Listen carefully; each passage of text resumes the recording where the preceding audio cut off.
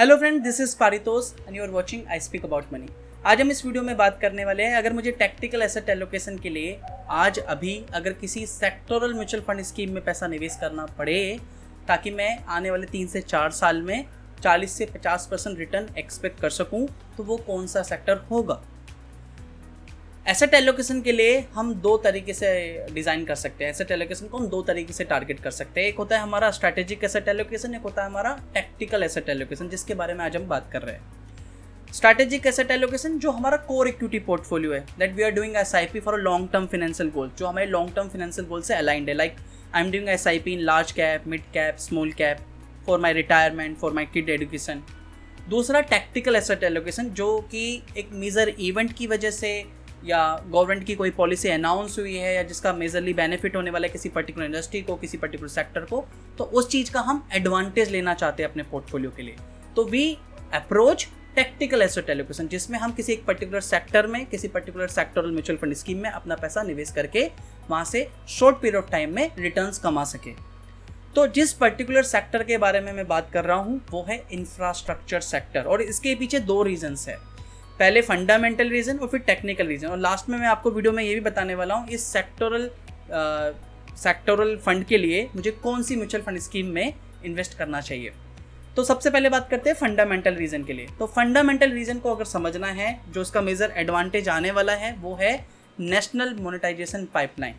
तो बेसिकली है क्या, नेशनल मोनेटाइजेशन पाइपलाइन में गवर्नमेंट के जो भी एसेट्स है अपने, वो एसेट्स को मोनेटाइज कर रही है with the helping hand of private players. यानी अपने एसेट्स को सेल नहीं कर रही है, सिर्फ अपने राइट्स को ट्रांसफर कर रही है। यानी जो ऑपरेशनल वर्क होगा या जो हमारा मेंटेनेंस का वर्क होगा वो प्राइवेट प्लेयर्स को ट्रांसफर कर रही है। इट्स लाइक एन आउटसोर्सिंग, अपना काम आउटसोर्स करवा रही है प्राइवेट प्लेयर्स से। इससे पूरे जो प्रोजेक्ट की जो कॉस्ट है ना, जो इसका जो बेसिकली बेनिफिट है वो 6 लाख करोड़ का है, जो over a 4 years period achieve करना है। मतलब 4 सालों के लिए बेसिकली नेशनल मोनेटाइजेशन पाइपलाइन है। इसकी जो बेसिकली जो उसका प्रोजेक्ट का जो वर्थ है it is near about 6 lakh crore, और ये अलग अलग डिफरेंट सेक्टर, डिफरेंट सेगमेंट से आने वाला है। अलग इंफ्रास्ट्रक्चर के जो सेगमेंट्स है डिफरेंट सेगमेंट से आने वाला है। तो जो सबसे बड़ा जो मेजर पार्ट होगा जो इस सेगमेंट का जो पार्टिसिपेट करेगा इस नेशनल मोनेटाइजेशन पाइपलाइन में, वो होगा रोड कंस्ट्रक्शन। रोड कंस्ट्रक्शन से आने वाला है लगभग 27%। यानी जो भी रोड कंस्ट्रक्शन कंपनीज होंगी, प्राइवेट कंपनीज, उनको मेजरली बेनिफिट होने वाला है। दूसरा जो है दूसरा जो सेगमेंट है वो है रेलवेज का। रेलवे से आने वाला है इस पूरे 6 लाख प्रोजेक्ट का लगभग 25%, यानी जो एसेट मोनेटाइज हो रहा है लगभग 25%। और जो साथ में जो कैटरिंग कंपनीज है रेलवेज की, रेलवेज के लिए, like IRCTC is a major advantage of, will get the major advantage out of this. और साथ में जो रेलवेज के जो भी वैकेंट लैंड पड़े हैं, लाइक जो दिल्ली में आसपास वैकेंट लैंड पड़े हैं, या जो रेलवेज की सोसाइटीज़ है, वहाँ पे उनको आउटसोर्स किया जाएगा प्राइवेट डेवलपर्स को, ताकि उस पर रेजिडेंशियल कॉम्प्लेक्स बना सके, उनको मोनेटाइज किया जा सके। तो जो भी प्राइवेट डेवलपर्स है उनको भी बेनिफिट होने वाला है इस पूरे प्रोजेक्ट के साथ में over a period of time 4 years. Apart from this आपके power transmission plus gas distribution, इसमें भी 14% और 8% डिस्ट्रीब्यूशन होने वाला है इस पूरे प्रोजेक्ट का। तो ये जो जितने भी सेगमेंट है ये सारे रिलेट करते हैं, सारे एक ही स्पेसिफिक थीम को रिलेट करते हैं, वो है इंफ्रास्ट्रक्चर। तो यानी जो भी इंफ्रास्ट्रक्चर सेक्टर फंड्स होंगे आने वाले 4 साल में, यू कैन एक्सपेक्ट कि एटलीस्ट 40 to 50% रिटर्न आप एक्सपेक्ट कर सकते हो। This is the similar kind of thing happened in 2006 to 2008। 2006 से लेकर 2008 में आपने you made a more then 70% return in every infrastructure fund in that period of time. Market जब सब प्राइम क्राइसिस आया था उससे पहले 2 साल पहले काफ़ी सारे NFOs आए थे इंफ्रास्ट्रक्चर फंड्स के। तो जितने भी इंफ्रास्ट्रक्चर फंड्स थे सब ने they had given a more than 60 to 70% returns. और similar kind of pattern we are seeing right now because of the इस गवर्नमेंट के जो पॉलिसी का जो बेनिफिट मिलने वाला है वो इंफ्रास्ट्रक्चर को मिलने वाला है। अब ये तो है फंडामेंटल रीजन। दूसरा आता है टेक्निकल रीजन। आई थिंक आप यहाँ पे चार्ट देख रहे होंगे। ये चार्ट में आप क्लियरली देख सकते हो 2006 से 2008 तक का पीरियड, और उसके बाद 2009 के बाद एक long term journey of consolidation. यानी जो निफ्टी इंफ्रास्ट्रक्चर है वो एक रेंज में चला था, और अभी रिसेंटली इन आई थिंक मई 2021 या फरवरी 2021 के बाद से this is the first time, 10 सालों में पहली बार ऐसा हुआ है कि Nifty infrastructure has given a breakout of this box, this range को पहली बार ब्रेकआउट हुआ है, और वहाँ से रैली सस्टेन कर रही है consistently. This is also the technical reason. कि हमें लगता है कि निफ्टी इंफ्रास्ट्रक्चर सेक्टर में या निफ्टी सेक्टोरल फंड में, इंफ्रास्ट्रक्चर सेक्टोरल फंड्स में you can make a very good money over 3 to 4 years। इसके पीछे फंडामेंटल रीजन भी है और इसके पीछे टेक्निकल रीजन भी है। अब ये तो बात कर ली कि क्यों इंफ्रास्ट्रक्चर सेक्टर बेसिकली स्ट्रॉन्ग है अभी आने वाले 3 से 4 सालों में। अब बात करते हैं कि अगर मुझे म्यूचुअल फंड स्कीम में इन्वेस्टमेंट करना है तो ऐसे कौन से फंड्स होंगे जहां मैं अपना पैसा निवेश कर सकता हूँ। तो जो सबसे पहला नाम आता है जो मैं सजेस्ट करूंगा आपको वो है IDFC इंफ्रास्ट्रक्चर फंड। अब ये फंड्स मैंने कैसे चूज किया है, इसके पीछे मैंने रोलिंग रिटर्न कंसिस्टेंसी देखे जैसा मैं हमेशा देखता हूँ अपनी वीडियोस में, साथ में वोलेटिलिटी देखी है कि ये वोलेटिलिटी जितनी कंपेरेटिवली कम हो इस फंड के कैटेगरी से और बाकी अदर फंड से। तीसरा मैंने देखा है कि फंड का जो AUM है it should be more than 500 crore. Fund अगर हम सेक्टोरल फंड की बात कर रहे हैं तो एक अच्छा खासा एसेट साइज होना चाहिए। तो सबसे पहला नाम जो आता है वो आता है आपका IDFC infrastructure sector, IDFC infrastructure fund. IDFC infrastructure fund has given a more than 80% return in the last 1 year। दूसरा नाम जो आता है वो आता है Franklin build India fund. This fund has given a more then 65% return in the last 1 year।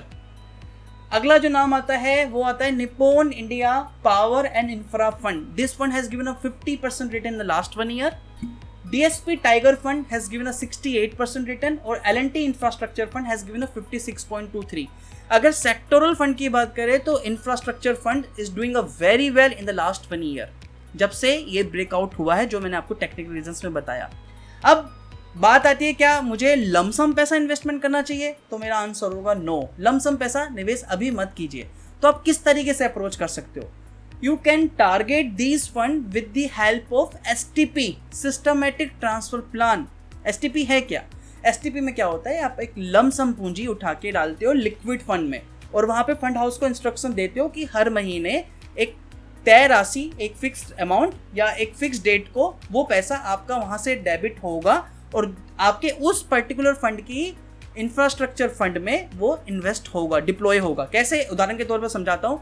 मान लीजिए मेरे पास 1,80,000 रुपये लमसम पैसा है, वो 1,80,000 रुपये मुझे मान लीजिए IDFC इंफ्रास्ट्रक्चर फंड में इन्वेस्ट करना है, तो मैं 1,80,000 रुपये डालूंगा IDFC लिक्विड फंड में और वहाँ पे मैं AMC को इंस्ट्रक्शन दूंगा। एक छोटा सा इंस्ट्रक्शन होता है, आप ऑनलाइन भी कर सकते हो, इसके लिए कोई बहुत हैसल नहीं होता कि बहुत कुछ करना पड़ेगा, आप ऑनलाइन जाके भी रजिस्टर कर सकते हो STP। तो पहले मैं IDFC लिक्विड फंड में डालूंगा और वहाँ से इंस्ट्रक्शन दूंगा कि हर महीने 1 तारीख को 10,000 रुपये महीना मेरा उस लिक्विड फंड से निकले और IDFC के इंफ्रास्ट्रक्चर फंड में वो इन्वेस्ट हो। तो इस तरीके से मैं अपने STP को टारगेट कर सकता हूँ। अब ये कितना ड्यूरेशन रखूँ मैं STP के लिए, तो मेरा प्रेफरेंस होगा कि आप STP कम से कम 12 से 18 महीनों की रख सकते हो। लाइक जैसे मैंने बोला कि 1,80,000 रुपये मुझे इन्वेस्ट करना है लमसम, तो मैं 10,000 रुपये महीने की STP करूंगा लिक्विड फंड से, तो लगभग 18 महीने की STP ट्रांसफर हो जाएगी। यानी जितना भी 1,80,000 रुपये है वो 18 महीनों में पूरा का पूरा ट्रांसफर हो जाएगा IDFC इंफ्रास्ट्रक्चर फंड में। तो over a period of time मेरी कॉस्ट भी एवरेज आउट हो जाएगी। तो ये एक तरीका है जो अगर आपको लमसम इन्वेस्टमेंट करना है तो आप इस सेक्टोरल फंड में इस तरीके से STP के थ्रू कर सकते हो। तो STP में आपको अगर इन केस आने वाले टाइम में 5 से 6 महीनों में अगर मार्केट करेक्शन होता भी है तो आपको इतना बड़ा मेजर हिट नहीं होगा आपके पोर्टफोलियो में, बिकॉज आप STP के थ्रू कर रहे हो, लमसम पैसा एक साथ नहीं डाल रहे हो। अब इसके अलावा ये बिकॉज मैंने आपको जो फंड्स बताया है सेम आप स्टॉक्स में भी इन्वेस्टमेंट कर सकते हो। तो उसके लिए मेरा जो अलग चैनल है आई स्पीक अबाउट स्टॉक्स, वहाँ पे हम इसके बारे में वीडियो बनाने वाले हैं। फंड्स के लिए आप ये फंड्स मैं दोबारा नाम बता रहा हूँ, IDFC infrastructure fund, Franklin build India fund, Nippon India power and infra fund, DSP tiger and L&T infrastructure fund. Guys तो फिर आज के लिए इतना ही था, और अगर ये वीडियो पसंद आई है तो प्लीज़ वीडियो के लाइक का बटन है, लाइक जरूर कीजिए। We are targeting 700 likes in this video. साथ ही में I am fully active on Instagram और टेलीग्राम। आप मेरे को इंस्टाग्राम पे भी फॉलो कर सकते हो, टेलीग्राम पे भी फॉलो कर सकते हो। वहाँ पे हम काफ़ी सारा कंटेंट सर्व कर रहे हैं अपने यूजर्स के साथ में, तो दोनों का लिंक मैंने डिस्क्रिप्शन में नीचे दिया हुआ है, आप वहाँ से मुझे रेफर कर सकते हो।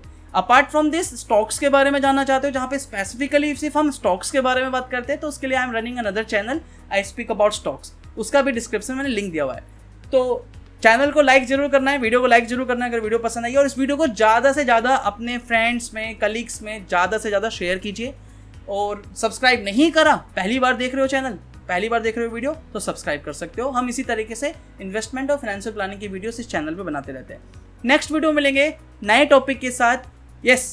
जाने से पहले मुझे बताइए कि अगर आप किसी दूसरे सेक्टर को या किसी दूसरे सेक्टर के बारे में जानना चाहते हो या किसी दूसरे सेक्टरल फंड के बारे में जानना चाहते हो तो मुझे कमेंट करके बताइए। अगर किसी सेक्टर में आपका फोकस है और आप चाहते हो कि उस पर्टिकुलर सेक्टर के कौन से फंड्स में मुझे इन्वेस्टमेंट करना चाहिए तो मुझे नीचे कमेंट करके बताइए कि आप कौन से सेक्टर में इन्वेस्टमेंट अपॉर्चुनिटी अभी देख रहे हो, तो मैं उस पर स्पेसिफिकली वीडियो बनाऊंगा।